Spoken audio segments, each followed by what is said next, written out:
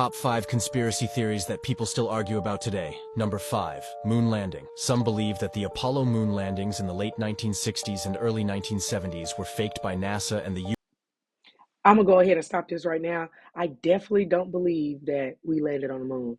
Look how long it took us to even get back there. Have we even been back there?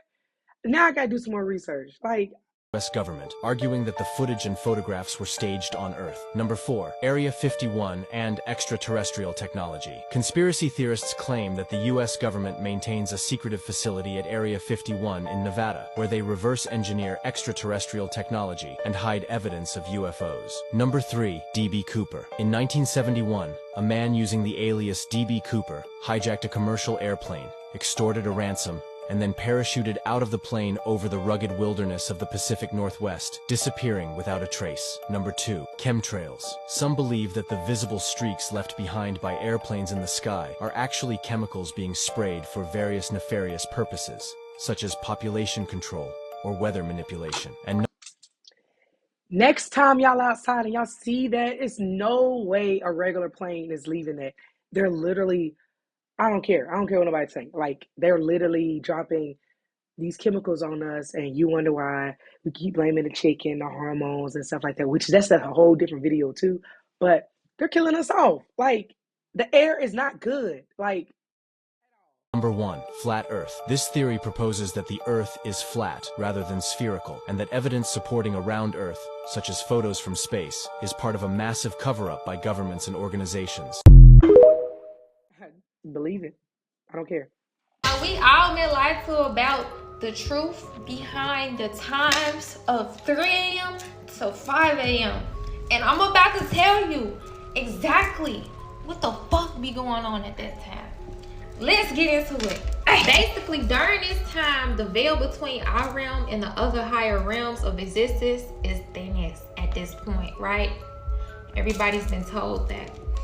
But did you know that at this point in your time, if you get woken up, it's called the ambrosial hour, and it's actually a huge energetic boost for all of us, that naturally we wake up during the night sometimes when our soul, aka our higher self, wants us to use this energy to be in the creator mode of this reality. So if you ever played Minecraft, you know what the fuck I'm talking about. It's actually a great time for you to be in the purgatory. You're not dead, you're not alive, but you're on the other side. Because did you not know, friend, that everything that we're doing is a dream right now? Yep. Yes! Even when we go to sleep, we think we're sleeping. We're not sleeping. We're actually just back in our original state of nothingness, and we're without a body, so we're without having a human experience, and we are just experiencing life without this vessel. And that's what happens when we're asleep. But when we wake up during those times, we are still in that state, because your brain is the map and the gateway to consciousness. Hey, what do y'all think? Drop it There's below, a theory chat. that each time you wake up and go to sleep, you're in an alternate timeline in an alternate dimension. And each time you wake up, your world changes just a little bit. And it's kind of scary, but it kind of makes sense. Think about it. That's why nobody ever wakes up and has the exact same life. You might have things that are slightly the same, but never the exact same. It's kind of scary to think about. Hey, I keep trying to tell y'all that there's more to the story than they tell us. In TikTok, this video is fake. Do not mess with the Gullah Geechee. They'll actually put a stone or block in her mouth to keep her from talking. There's actually books written where they were so frightened of them, the women especially, because they practice this communal. let me tell you something. Good sis right here be putting me on. They've been scared of us. I always tell people I am an endangered species. 3 strikes. A woman, black, and the rest. So y'all do it. Y'all think about it. We have always been a threat. They want this They want all of this. They want this. Like, come on, man. Perfectionism, that if a sound that came out of her mouth, it meant your death. And so when we say it is not a game, it is just a knowing of how the universe works better than some people to a certain extent. And do you want to know what's kind of funny to me? Y'all know that tongue clicking? That was an actual language, a very, very high vibrational one. It is a language in South Africa that is going extinct. Why? Because they were killed by colonizers for speaking that language. And she also states that they would get beaten up by white men if they were caught speaking their own language. I really want y'all to recognize how powerful speaking is. Like I say, if you ever just hug somebody and they talk, you can hear their voice in their chest. If you touch the back of somebody who's talking, you can feel the vibration going through their body.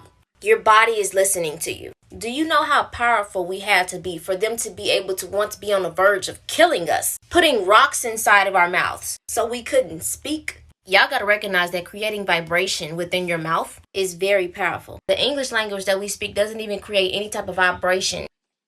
Let me tell you, she getting ready to go into something. The English language is nothing but spells. That's why you can't have everybody speaking on you, touching you, putting hands on you, because you don't know who they talking to. Think about it. Think about it. Everything has life. Words have life. Your tongue speaks life. And your tongue can also speak death. I'm done. To enhance the rate of our communication. This is the lowest form of speaking. Just a little hint though. Y'all stay dangerous. More information on my YouTube. The Grand Canyon, one of the world's wonders.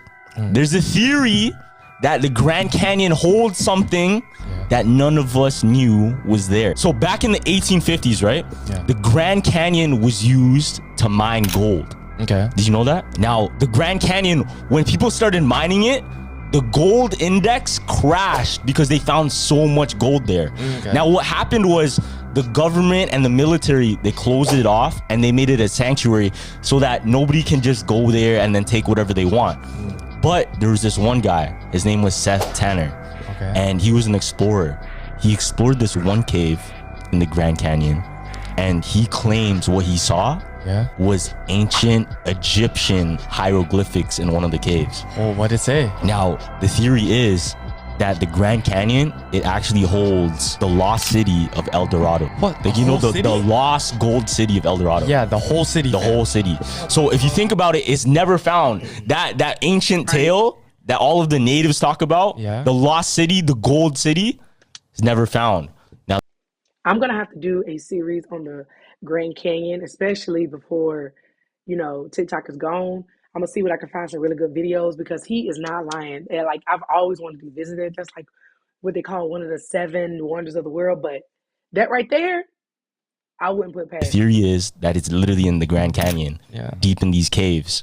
And the reason the government and the world is trying to keep it a secret is because it would crash the gold price.